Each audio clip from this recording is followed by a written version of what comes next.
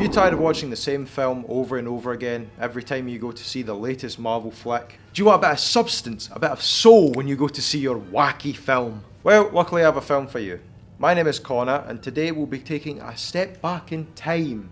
Back before the Avengers came out and set the blueprint for every Marvel film afterwards. Before the Dark Knight trilogy, before Watchmen, back to the mysterious year of 2004.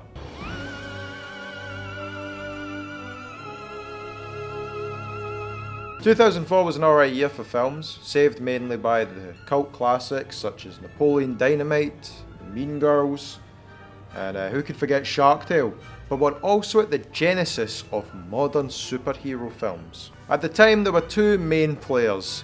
There was the X-Men series and there was the Spiderman films. And while great for the time, Hugh Jackman's shiny claws will have to take a back seat today. Coming off the success of the first film, director Sam Raimi had the task of not only creating a sequel, but a sequel which could win over a huge new audience gained from the first film. You gotta understand, this was literally the baby step days of superhero films. You didn't have 80% of the planet flocking to opening weekend for Blade Trinity. You had nerds.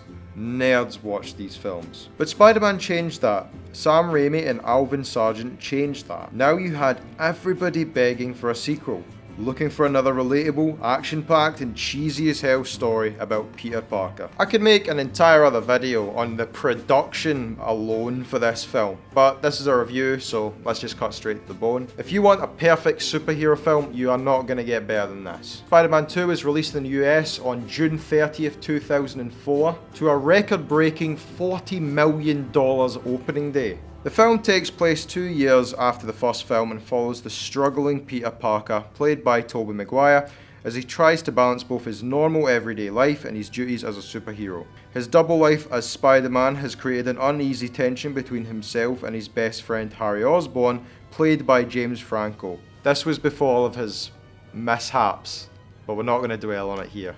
And the cherry on top, Peter has suppressed his feelings for the girl he loves, Mary Jane, played by Kirsten Dunst, out of fear of her getting harmed. We find Peter Parker at his lowest point, a far cry from where he was at the end of the first film. And like the first film, we have a dark reflection of our hero. Dr. Otto Octavius is a smart and successful scientist working for Oscorp to develop a self-sufficient fusion reactor. Otto has his own lab, a loving wife, respect from all of those around him, and overall represents everything Peter wants from his own life. Ultimately, Otto's desire and ego would prove to be his downfall. After brushing off Peter's concerns over the fusion reactor, Otto runs his first experiment in front of a live audience, now with 4 monstrous arms attached to his back. The reactor goes critical during the experiment and causes the death of Otto's wife, the destruction of his lab and reputation, and leaves Otto permanently fused to his monstrous appendages. Oscorp in these films was basically the original Stark Industries, pumping out a new hero or villain every so often, with a clear bias towards the mentally unstable terrorist, because right now they are 2 for 1. The film follows Spider-Man and Dr. Octavius as both struggle with their own psychology and destiny. Peter, unable to bear the weight and commitment of being a hero, abandons his Spider-Man identity and starts a new life as plain old Peter Parker, finding more time to focus on himself, his studies and his loved ones. Dr. Octopus, however, embraces the darkness and succumbs to his new sinister nature. His tentacles twist the thoughts of his mind, slowly morphing a man of pride and wisdom into a shameful criminal hell-bent on finishing his work. Nothing will stand in our way!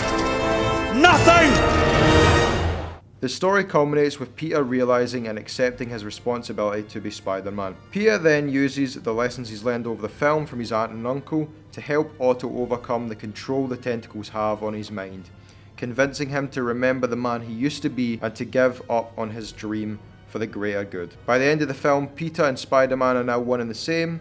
Harry and Mary Jane now know Peter's other identity, and Dr. Octopus is vanquished, not by Spider-Man, but by Otto Octavius himself. Seems fairly standard, doesn't it?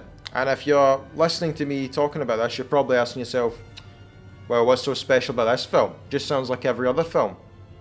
Well, I'm going to tell you, and you're going to listen. No, stop, don't click off the video. I'm going to stop the cryptic vibe. Please, please.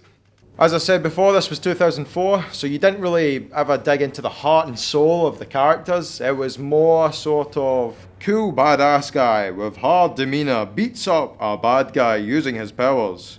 Spider-Man did this too, but specifically Spider-Man 2 went a little more into what makes Peter Parker and Spider-Man so great. The story is inspired by the Amazing Spider-Man comic Spider-Man No More. Tobey Maguire gives a fantastic performance conveying Peter's inner struggle to decide on what he wants to do.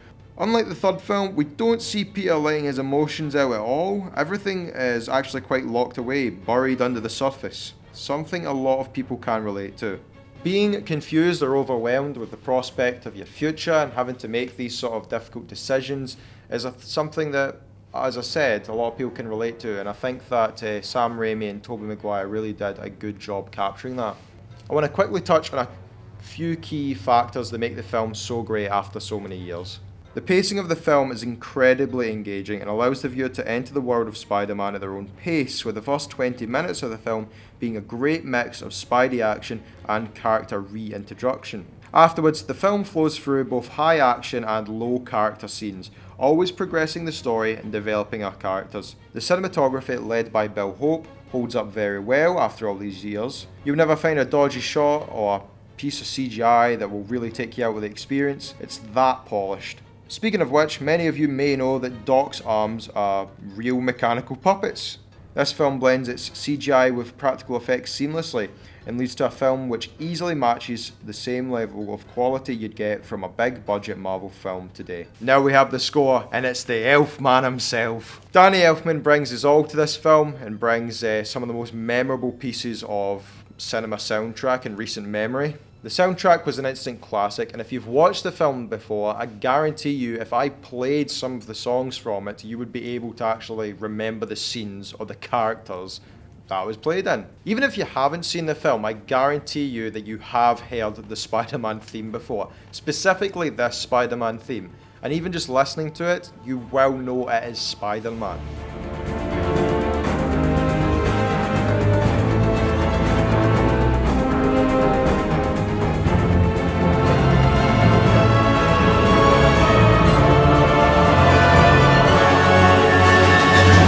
Quick game. There are 4 main characters in this film, each with their own theme and leitmotifs. We've got Peter, Mary Jane, Harry Osborn, and Dr. Octopus. There is other ones as well, but they're the main 4. I guarantee you, most of you watching can guess who the character is just from the first 5 seconds of their song alone. Alright, who's this?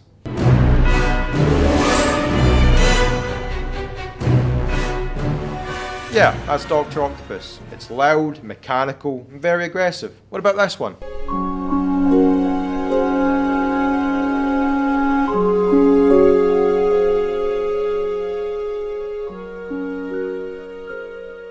That's Mary Jane. It's soft, it's caring, but with that little bit of sadness in it.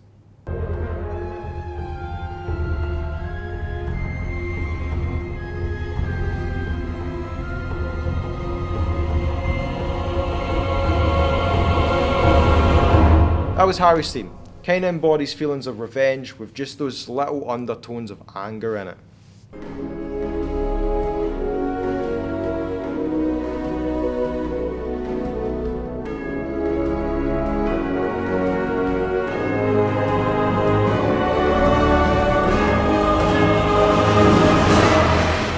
And that was Peter Parker and Spider-Man's theme. It's endearing, it's hopeful, and just like the others, it fully encapsulates the character that it's meant to represent. This is a must-see superhero film. It is a modern classic which has unfortunately been overshadowed by the huge superhero boom that actually it helped to kickstart. It's strange to even consider labelling a superhero film as a modern classic, a title usually only reserved for well-polished and unique indie films. But this film has so much more.